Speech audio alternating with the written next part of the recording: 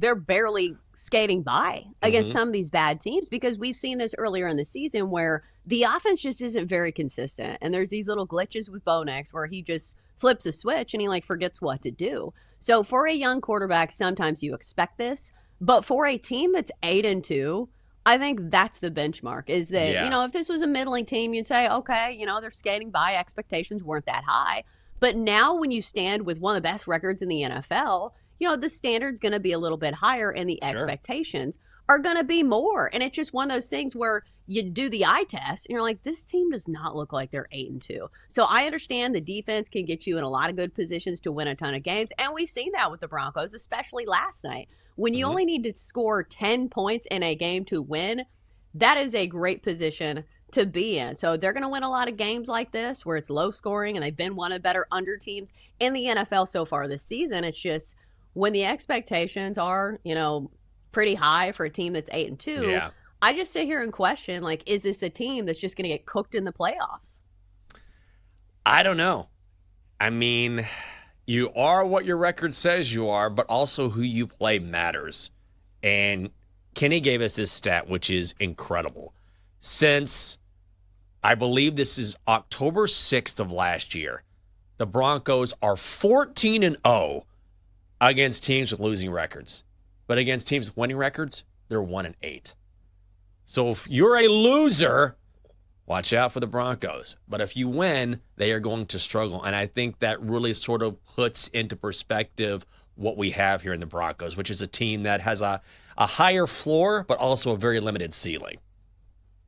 Right. I think what it shows is that they have such a good defense that they can choke out these really bad offenses like we've seen from the Raiders. Like the Raiders were, what, 7.5-point dogs in this game? Like I think it was 9 when we did the show.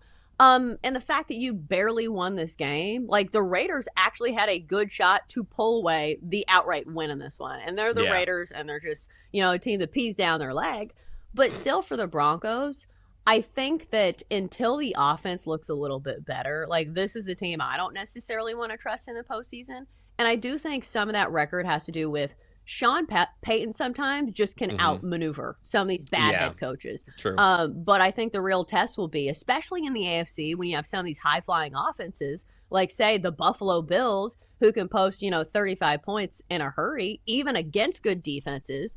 Will your offense be able to keep up? And can you string together several consistent games from your offense? Because that is the question when it comes to the postseason. Yeah, I think you're right. And you know, the Broncos are an interesting case because they are good. They have the best record in the NFL right now. But if you look at who they've beaten, it's just not a very impressive list. I mean, you can go down it. It's Jets, Giants, Cowboys, Texans, Raiders last night. Now, they did have that incredible comeback against the G-Men, right? 33 points in one quarter, which was something that definitely set a number of NFL records. But you can't rely on a game like that. I think ultimately it just kind of makes sense when you think about it, right?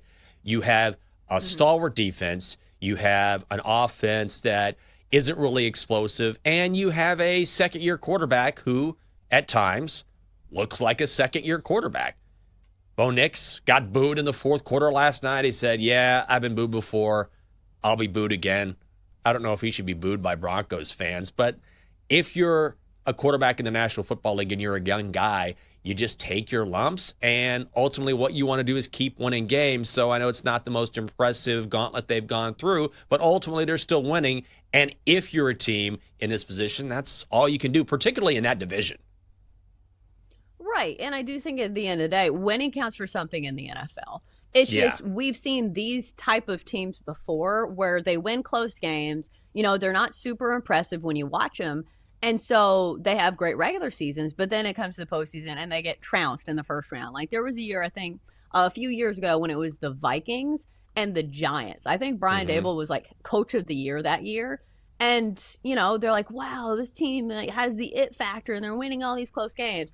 Then the postseason rolls around and they look like they don't even belong in the same bracket as some of these teams. So I do think if you're looking for Broncos bets, maybe you keep them to the regular season. Like that's my takeaway here, because here's the crazy part. They still have a pretty good pathway to win the AFC West. And even if they do have some stinkers and they lose some games, they have such a cushion since they're sitting at 8-2, and you look across the board, and what are the Chiefs? Like, the Chiefs aren't close to that. Like, I know they have a winning record, but Yeah. they have a cushion over the Chiefs. I'm just wondering how some of those head-to-head games will look, because we do get that next week, Chiefs and Broncos head-to-head, and that game is in Denver, so that will be a big measuring stick for the Broncos. Can they contend against some of the best teams in the league? We will get our answer then. Yeah, I think we are. And look, they're the favorites to win the division right now at plus 120. The Chiefs are right behind at plus 130. Chargers are plus 425. Raiders way back. They're not winning anything. So let me ask you this. Do the Broncos have a legit chance to win the division here? Like, the fact that the Chiefs are the second favorite at plus 130 is really surprising to me. Well, it's just because one team is 8-2 and the other one is 5-4. But like the head-to-head matchups will still matter, but it's not going to shock me if they win the division. And it will help, if you're talking about the postseason, to have some type of a home field advantage, because that's why the regular season matters, is because you have better positioning in the postseason. We know Denver is a great home field advantage, but I'm not sure if it matters. But I don't know. Like, I can see this team kind of falling and regressing back to the mean. Again, we see this all the time when teams win a bunch of close games. Eventually, the shoe will go on the other foot, and the pendulum will swing, and you will start to lose some of those games. So I don't know what the future holds for the Broncos, but I do know that the Raiders are still a very, very bad team. Like, I am trying to find reasons why I should still watch the Raiders, and I'm running out of things, because even last night, like, Brock Bowers is one of the most exciting tight ends in the NFL, and they only gave him a couple targets in that game. There was, a stretch where Ashton Genty looked really good, and he was ripping off runs right and left, which makes me have some concerns about this Broncos team, especially the way that they've started in games. Like, this is a concerning trend for Denver as well. And I know we're piling on the Broncos, which feels unfair to an 8-2 team, but you can't get off to these slow starts against teams that will actually punish you for them. Because here's the thing. They had a terrible first half of football, but the Raiders aren't good enough to punish them. So they couldn't punch it in the end zone. I will say this, that Denver is the best red zone defense in the entire NFL, so that makes sense.